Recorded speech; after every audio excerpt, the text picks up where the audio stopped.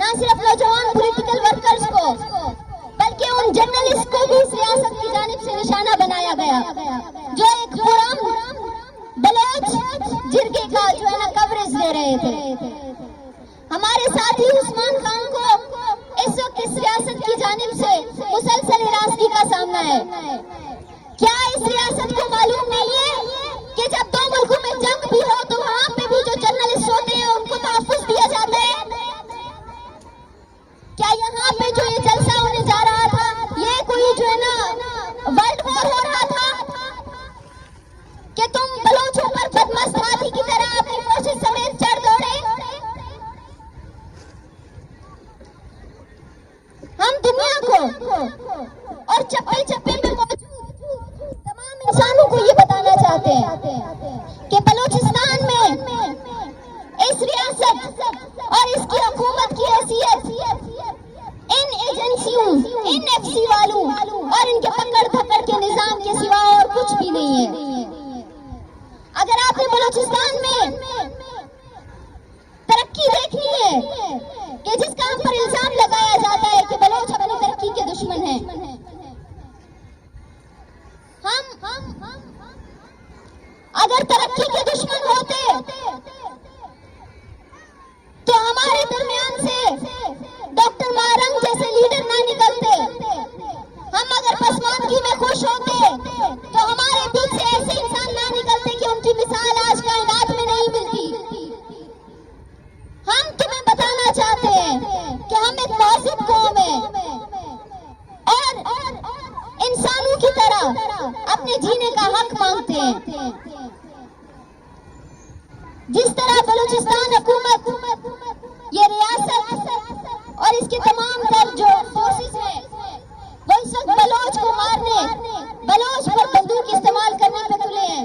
मैं उनसे पूछना चाहती हूँ, क्या जरदारी ये कबूल करेगा कि सिंध की अवाम के साथ ऐसा हो? क्या जरदारी ये कबूल करेगा कि सिंध के जो लोग हैं उनके ऊपर इस तरह जो फोर्सेस हैं बंदूक लेकर खड़ी हो? ये कानून सिर्फ हम बलोचों के लिए है। गुज़िश्ता इतने दिनों से हम यहाँ पे धरने पे बैठे हैं, लेकिन हमारे मुज़ाकरात करने के लिए ये रियासत नहीं आती।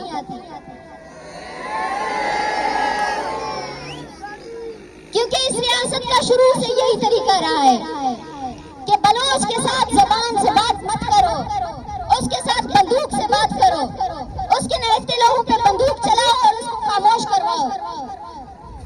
मगर यहाँ मौजूद ये इकट्ठ इस रियासत को बता रहा है कि तुम अगर बंदूक से एक को मारोगे तो इसका मतलब ये नहीं है कि हम गुलामों की तरह फरमाबरदार होकर सफ में खड़े हो जाएंगे।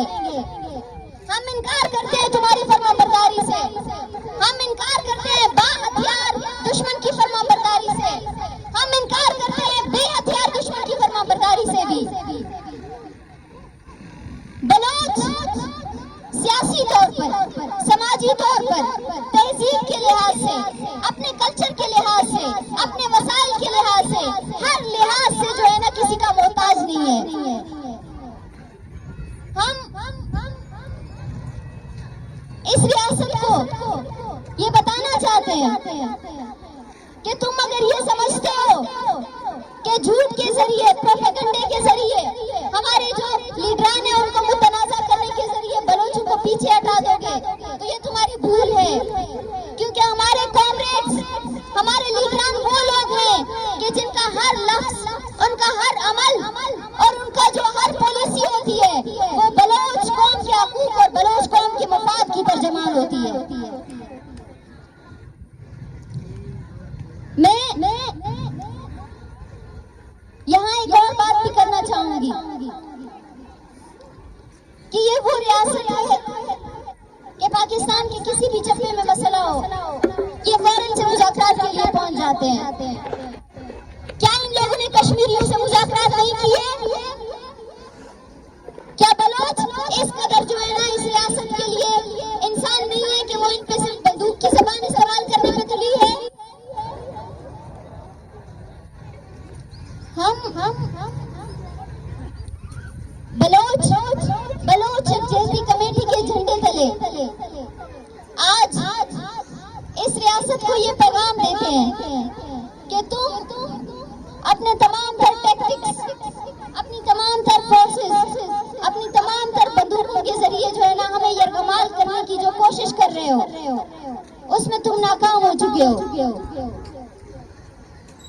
तुमने जिस कदर बलोच को दबाने की कोशिश की, आज बलोच उसी कदर बेदार है। तुम्हारा तशद्दुद हमारे नौजवानों का, हमारे बच्चों का पहला दर्सगाह साबित हो रहा है कि जिससे वो मजामत सीख रहे हैं। आज हमारे छोटे बच्चे से लेकर बूढ़े तक तुम्हारे तशद्दुद और जबर के सामने डट कर खड़ा है। न सिर्फ इस रियासत ने बलोचिस्तान में राजी मुझी के शुरका और इसके जो मुतमनी थे उनके खिलाफ क्रैकडाउन किया, बल्कि पंजाब में भी, कोई सुलेमान में भी हमारे कई पॉलिटिकल वर्कर्स के घरों पर छापे मारे गए, उन्हें गिरफ्तार किया गया, हालांकि चंद एक लोग हमारे लापता हैं। क्या इस रियासत को ये बात समझ में नहीं आती कि अगर तुम डंडा लेकर निकलते हो तो लोग आगे से खामोश नहीं बैठेंगे? ऐसा कैसे हो सकता है कि तुम बंदूक लेकर हमारे सामने खड़े हो जाओ और हम फिर भी तुम्हारे खौफ से बैठ जाएं? हमारा हर नौजवान, हमारा हर पॉलिटिकल वर्कर रोज अपने हक के लिए जो है ना अपनी जिंदगी को खोने के खौफ से गुजरता है, अपनी जिंदगी को खोने के खतरे से दो चार है, मगर फिर भी वो तुम्हारे सामने खड़ा है। क्योंकि हम अपने उन जोधकारों की जोत को जाए नहीं होने देना चाहते कि जिन्होंने इस धरती के लिए जो है ना अपना खून दिया, इस धरती की परवरिश की, और आज के दौर के वो जोधकार जो बलोच कौम की जड़ों को तलाश कर रहे हैं, जो तफ्तान से लेकर डीजी खान तक बलोचों को मुत्तहद कर रहे हैं। हमारा इतिहाद, हमारे अमन और हमारी जीत की जमानत है।